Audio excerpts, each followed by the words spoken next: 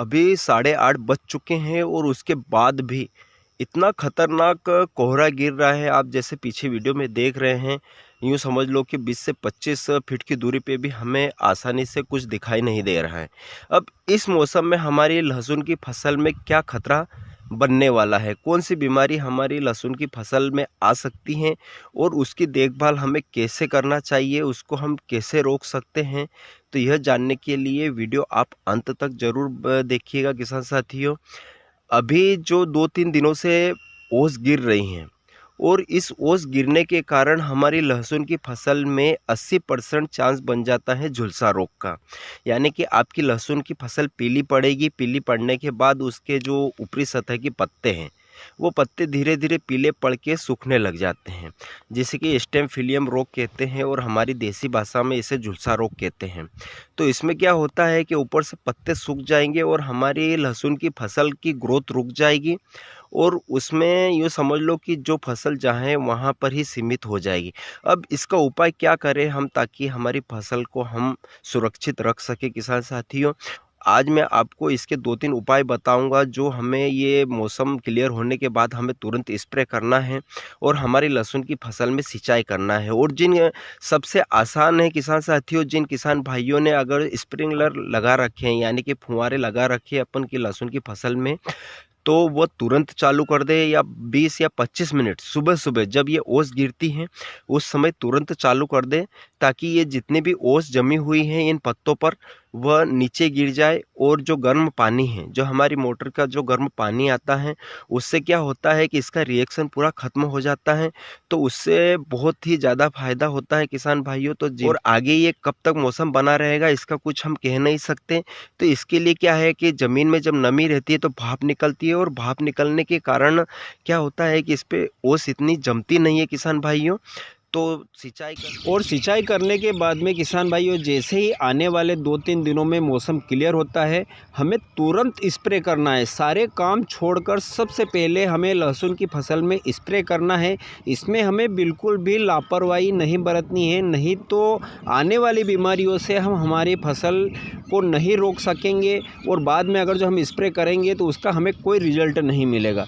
तो अब स्प्रे कौन सा करना है किसान भाइयों, इस बात का विशेष ध्यान रखिएगा, क्योंकि अगर जो हम दुकानदार के ऊपर निर्भर रहेंगे तो दुकानदार जो हमें फंगिसाइड कीटनाशक देगा और उनका अगर जो हम स्प्रे करेंगे तो हमारी फसल से हमें उतना अच्छा रिजल्ट नहीं मिलेगा। तो आज मैं आपको इसके लिए 2-3 बेस्ट फंगिसाइड बताऊंगा किसान भाइयों, जो ऐसे मौसम में अगर जो हम स्प्रे करते हैं और इन जो आने वाली बीमारियां हमारी लहसुन की फसल में ऐसे मौसम में लगती है, उन पर 100% हमें रिजल्ट देखने को मिले हैं। तो मैं 2-3 आपको फंगिसाइड बताऊंगा, आप उन दोनों तीनों में से कोई सा भी फंगिसाइड लेकर आप आपकी फसल में स्प्रे कर सकते हैं। तो दोस्तों, हमारा जो सबसे पहला फंगिसाइड आता है वह अदामा कंपनी का कस्टोडियो के नाम से आता है, जिसके अंदर हमें 2 टेक्निकल देखने को मिलते हैं। पहला है अजोक्सोस्ट्रोबिन 11% और दूसरा है टेबुकोनाजोल 18.3%, जो कि एक सिस्टमेटिक एंड कॉन्टैक्ट फंगिसाइड है, जो ऐसे मौसम में जितनी भी प्रकार की फंगस हमारे पौधे में लगती हैं उनको यह आसानी से कंट्रोल कर लेता है और इसके रिजल्ट बहुत ही शानदार हमें कम से कम 15 से 20 दिनों तक देखने को मिलते हैं। तो आप इसको भी ले सकते हैं। यह किन किन फंगसों को कंट्रोल कर लेता है, तो किसान भाइयों, यह कवक जनित रोग जितने भी प्रकार के होते हैं, जैसे कि सीड ब्लाइट, अंगमारी, अर्ली ब्लाइट, पत्ता धब्बा रोग, ये जितने भी प्रकार के फंगस लगते हैं इनको आसानी से 100% कंट्रोल कर लेता है। तो अब इसके अगर जो डोज की बात हम करते हैं किसान भाइयों, तो 250 ml हमें 1 एकड़ में स्प्रे करना है और वह 200 लीटर पानी के साथ में ही करना है। अगर जो किसान भाइयों आप जो जनरेटर वाले पंप से स्प्रे करते हैं तो उसमें हमें कम से कम 1 एकड़ में 8 से 10 पंप का इस्तेमाल करना है, तभी हमें एक बढ़िया और बेहतरीन रिजल्ट देखने को मिलेगा।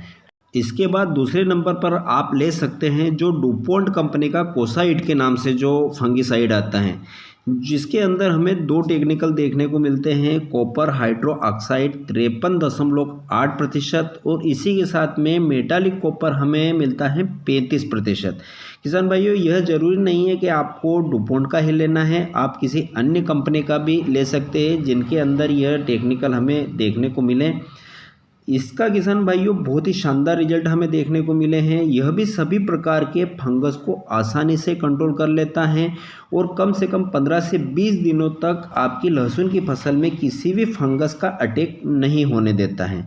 अगर जो हम इसको स्प्रे की बात करें किसान भाइयों, तो 1 एकड़ में हमें 200 ग्राम 200 लीटर पानी के साथ में मिलाकर ही स्प्रे करना है। इससे कम पानी हमें नहीं लेना है। इसके बाद किसान भाइयों, इसको स्प्रे करते समय हमें एक सावधानी और रखना चाहिए। अगर जो आपके पास समय है और आप अगर जो करना चाहते हैं तो इसको अकेले को ही अगर जो आप लहसुन की फसल में स्प्रे करते हैं तो इसके रिजल्ट बहुत ही बेहतरीन देखने को मिलते हैं।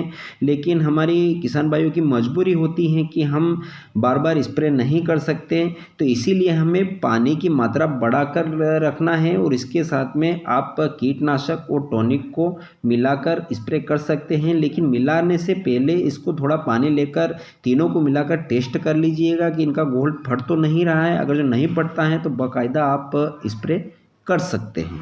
इसके बाद तीसरे नंबर पर हमारा जो फंगीसाइड आता है किसान भाइयों, वह BASF का कैब्रेट आपके नाम से आता है।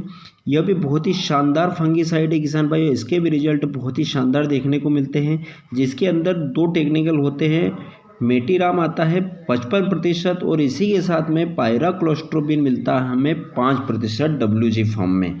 तो यह भी सभी प्रकार के फंगस को आसानी से कंट्रोल कर लेता है। तो अब इसके डोज की अगर जो हम बात करें तो 300 से 350 ग्राम प्रति एकड़ हमें 200 लीटर पानी के साथ में मिलाकर स्प्रे करना है किसान भाइयों। तो यह 3 फंगीसाइड हैं। आप तीनों में से कोई से भी फंगीसाइड लेकर आप ऐसे मौसम में अगर जो स्प्रे करते हैं तो बहुत ही शानदार रिजल्ट देखने को मिलेंगे और सभी प्रकार के फंगसों को आसानी से कंट्रोल कर लेंगे। और अब इसके साथ में हमें एक रस चूसक कीट के लिए एक कीटनाशक लेना है, क्योंकि अभी तो ठंड का मौसम है तो अभी थ्रिप्स का इतना अटैक हमारी फसल में नहीं हुआ है, लेकिन आने वाले दिनों में भी न हो इसके लिए हमें आप या तो इमिडाक्लोरोफिल जो 17.5% आता है आप उसको ले सकते हैं, या फिर इसके अलावा आप प्रोफेनोप्लस साइफर जो कि सिजेंटा की पॉलीट्रिन के नाम से आती है और दूसरी कंपनियां भी इस टेक्निकल को बनाती हैं, आप इसको ले लीजिए। अब इसके बाद हमें लेना है एक बेस्ट टॉनिक जो कि हमारी फसल में वापस ग्रीनेस को ला सके और हमारी कंद वाली फसल को जो भी पोषक तत्वों की आवश्यकता है उसे हम स्प्रे के माध्यम से पूरा कर सकें, जो कि कंद बनने में एक सहायक प्रदान करते हैं। तो इसके लिए मैं सबसे बढ़िया टॉनिक को आपको बताता हूँ जो कि मल्टीप्लेक्स का जो क्रांति के नाम से आता है, जिसके अंदर 24 प्रकार के पोषक तत्व मौजूद होते हैं जो कि हमारे पौधे को आवश्यकता पड़ती हैं। वह सभी पोषक तत्व इसके अंदर मौजूद होते हैं जो कि carbon, zinc, magnesium, calcium, boron, copper, vitamin और सभी प्रकार के पोषक तत्व हैं जो कि संपूर्ण पौधे का भोजन है। हमें उसको लेना है जिसकी मात्रा रखनी है 350 ml प्रति एकड़ के हिसाब से। अब इसके साथ हमें एक लेना है एंटीवायरस, जो कि हमारी फसल में अगर जो वायरस है तो उसको ख़त्म कर दे या फिर हमारी फसल में कोई वायरस ना आए, इसके लिए हमें एक एंटीवायरस की आवश्यकता पड़ती है। तो या तो आप स्प्रेक्टोसाइक्लिन जो आता है आप उसको ले सकते हैं, या फिर इसके ऊपर जो वेलिडामाइसिन आता है आप उसको ले सकते हैं। दोनों में से किसी भी एक को लेकर अपनी फसल में स्प्रे करना है। तो ये हो गया दोस्तों संपूर्ण डोज, जो कि एक फंगीसाइड, एक कीटनाशक और एक टॉनिक और एक एंटीवायरस, इन चारों दवाइयों का कॉम्बिनेशन बनाकर हमें हमारी फसल में स्प्रे करना है। और यही स्प्रे वापस दोबारा हमें 15 दिनों के बाद हमारी फसल में करना है। तो हमें यूँ समझ लो कि हमारी फसल संपूर्ण तरह से सभी बीमारियों से सुरक्षित हो जाती हैं। दोस्तों अगर जो वीडियो आपको अच्छा लगा हो तो वीडियो को लाइक, और अभी तक अगर जो चैनल सब्सक्राइब नहीं किया है तो चैनल को सब्सक्राइब भी अवश्य कर लें।